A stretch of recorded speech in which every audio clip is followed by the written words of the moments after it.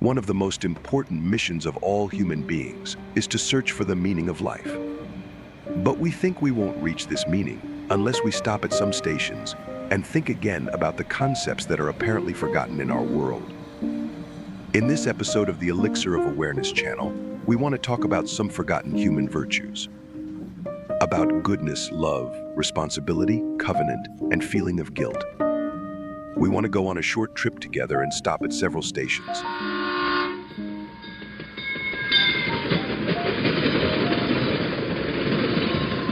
Greetings and courtesy to you all, dear people of this planet. This is the Elixir of Awareness channel, and you're watching the 12th episode. The main source of this episode is an excellent book titled Standpoints by a psychologist from Denmark, Mr. Sven Brinkmann. You must have seen that a musician doesn't play music for fame and money, but for the joy of music, and the music itself is important to them. Now they may reach fame and fortune, but they don't think about those advantages at the moment that they plays music. Actually, even if they don't have money and wealth, they continues to work in music field. And that's why the music genre of that person is more special. Now let's think about this sentence from Aristotle for a moment. Aristotle says that if we do something for its own sake, it's an absolutely good thing. That is to say, if a work has no instrumental value and is intrinsically good work, doing that work is an absolutely good experience.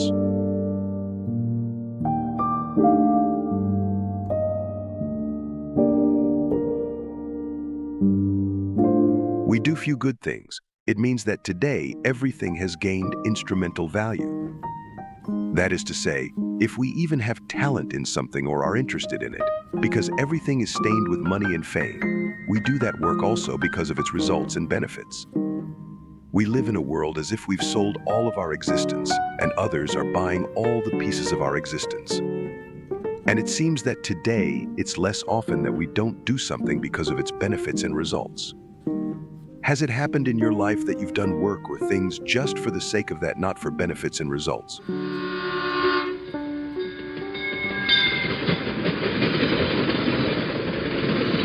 In a world that tries to set prices and buy everything, we must be careful that some things are more valuable than could be sold and priced. Aristotle believed that everything has an inner purpose. For example, a knife is defined by cutting, or the clock is defined by showing the time. And also Aristotle believed that humans are also defined by their goals. And the person who has lived well is the person who can select better goals in their life. And according to their talent and interest, they'll do what they've to do. That is to say, actually our goal is to act according to our unique capabilities. But what can we conclude now? As a result, those things that we do, because of our desire not for results and benefits, are exactly the things that we're interested in, and our pleasure, motivation, and talents are also hidden in them.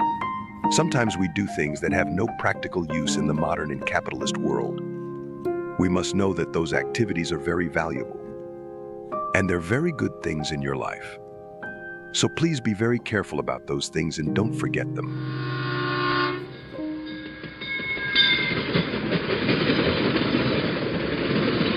Another old concept that seems to be forgotten in our world, and we need to think about it again for our humanity and live based on it's the concept of love. There's a sentence by a philosopher named Iris Murdoch, which is a good introduction to our discussion. She says, "Love is the extremely difficult realization that something other than oneself is real.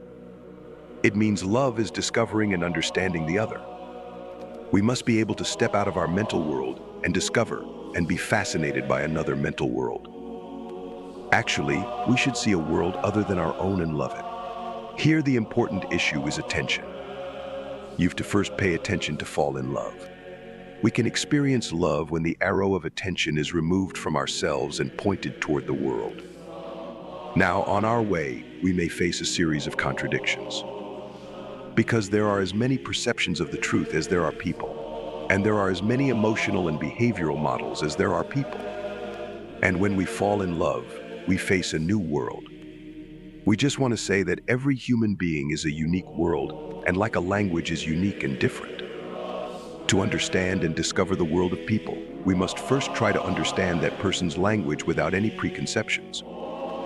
And after we were able to understand those frameworks and principles of the person's world, then we can use those words and rules to create creative things in our relationship with that person. Actually, love begins when we recognize another world. When we accept that the world can be seen in a different way than the way we watch it. And by the way, how spectacular and beautiful is that new look? We live in a world where people are more concerned about discovering and loving themselves. And we want to say that this is a good thing, but it isn't enough. We can explain this better in an example. The advice that the modern world gives us is similar to the advice of flight attendants. They say that in an emergency situation, whenever the oxygen in the air changes low, first use the oxygen masks yourself and then help others and children. Actually, you must help yourself first. Of course, in terms of flight security protocols, this sentence is completely correct. But the problem is that we want to use this advice in all moments of our personal and emotional relationships. The problem is that some of us have put oxygen masks on our faces while even the oxygen pressure in the cabin hasn't changed. And we're oblivious to the entire flight crew and other passengers. And some of us don't even understand who's sitting next to us on the plane and how many passengers are alive or dead, and we don't understand where this plane is going and what a beautiful view is around us. We want to say that paying attention to yourself or loving yourself is something that can help us and save us in difficult moments. But the entire life isn't difficult and critical moments. Sometimes we can take off our masks because the outside is full of communications oxygen, and we can observe and discover others. Think once more again about the sentence we said. Love is the extremely difficult realization that something other than oneself is real.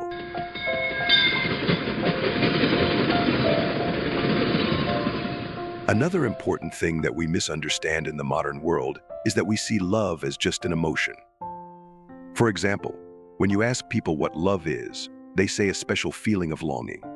But that's the whole problem. Love isn't a feeling. Those who've truly experienced love know that love is a collection of different emotions. Sometimes it's anger. Sometimes it's annoyance and jealousy. Sometimes it's a complaint or kindness. And sometimes even hate. You know, it can be all of these. Love isn't a feeling. When we see love as a feeling, when we experience hard times and serious challenges in the relationship, we think that there's no love between us and the other person. Love is a collection of thousands of different feelings, and when they all come together, they form something very strange and wonderful called love. Love in today's world is considered valued only when it makes us feel positive. Henrik Stangerup is a writer, and in his novel called The Man Who Wanted to Be Guilty, he imagines a city where people never feel guilty.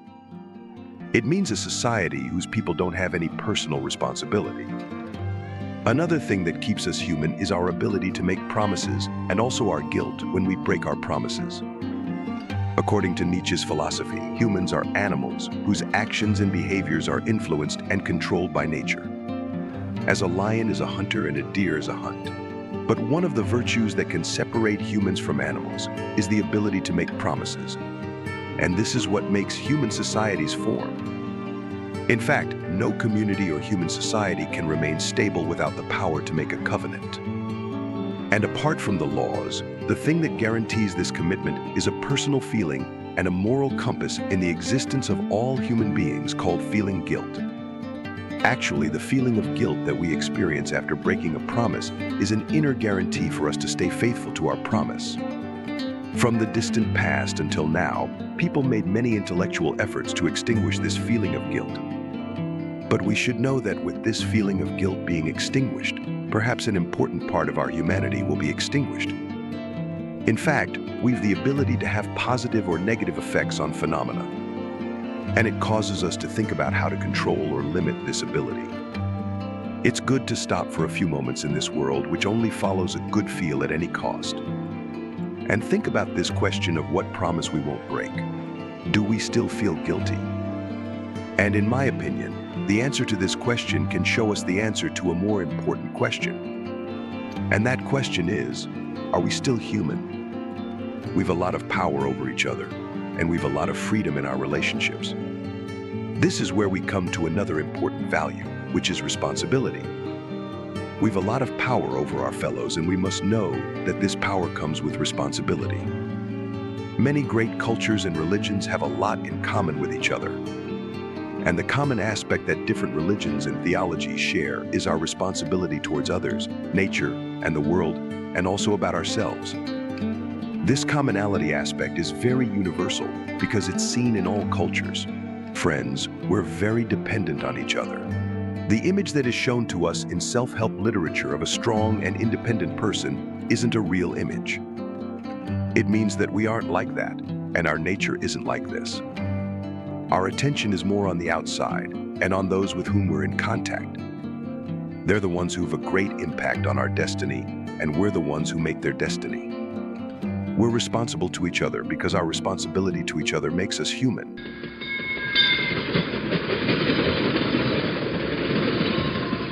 There's a question of why we're talking about these inherent values.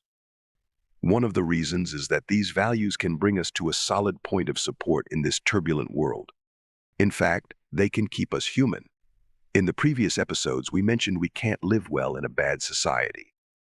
Think about this sentence a little, because there's an important point in it. If you ask most people what's their purpose in life, they probably say happiness in response. Their goal is to achieve maximum pleasure.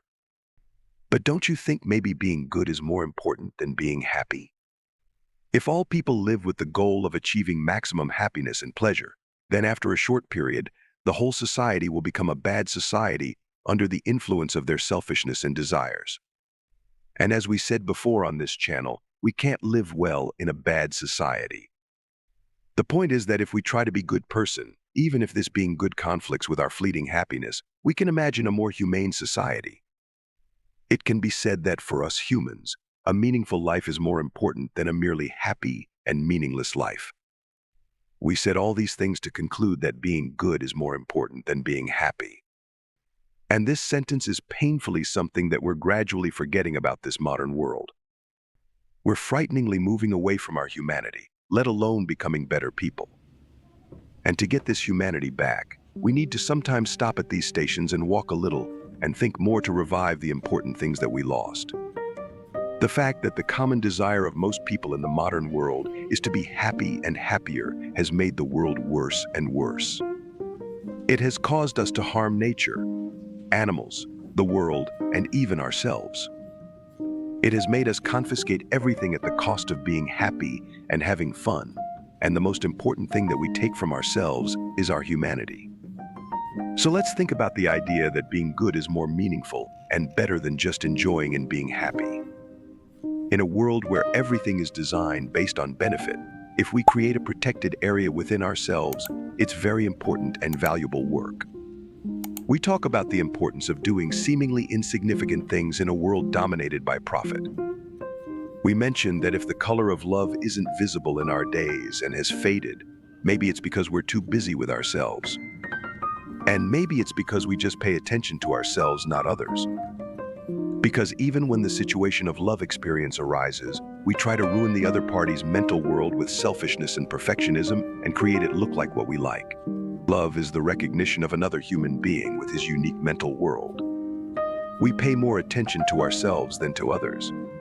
We said that if love is being forgotten, another reason is that we think love is just a feeling of passion, while love is made up of thousands of feelings. Also, we said that making a covenant is the foundation of human society. And the guarantee that we can stay true to our word is that we're creatures that can feel guilty. This is a very valuable thing, but we all work to escape from this feeling so that we can be happy all the time. We get immersed in our world of entertainment so that we aren't alone with ourselves even for a few seconds, and we don't think about the consequences of our actions. We've power over each other and influence each other's destiny. This goal of always being happy and enjoying, which is pursued in the most selfish way possible by billions of people, destroys humans, animals, the world, and even our life. Another point is that this happiness is becoming forced happiness. It means that no matter how difficult the situation is, everyone should pretend to be happy to appear psychologically normal. Life is sometimes very difficult, but this isn't the main problem. The main problem is that we've to pretend that life isn't difficult. And this point makes the conditions of society never change. We want to say that we should be able to be dissatisfied sometimes, be angry sometimes, and emphasize the good things and humane things and demand them from ourselves, from others, and society, even if it's at the cost of reducing our happiness in the short term. Another important issue is the discussion of others. It's almost impossible to achieve happiness in a society where others are suffering. It isn't the work of humans. And it isn't possible for humans to reach lasting happiness without paying attention to the suffering of others. Yeah, it's a bad time, our friends, and only our goodness and emphasis on our human principles can save us. We shouldn't pass the way without paying attention to these stations that we talked about. If we don't set our priorities, others will set them for us. Now, the last question of this episode is, what do you think we humans have forgotten? Please share your comments with us. We know that in an era when these talks are very out of fashion, it's very difficult to be good and to be human and emphasize human principles. But let's not forget that this is the difficulty of defining a human being. Being human is a really difficult task.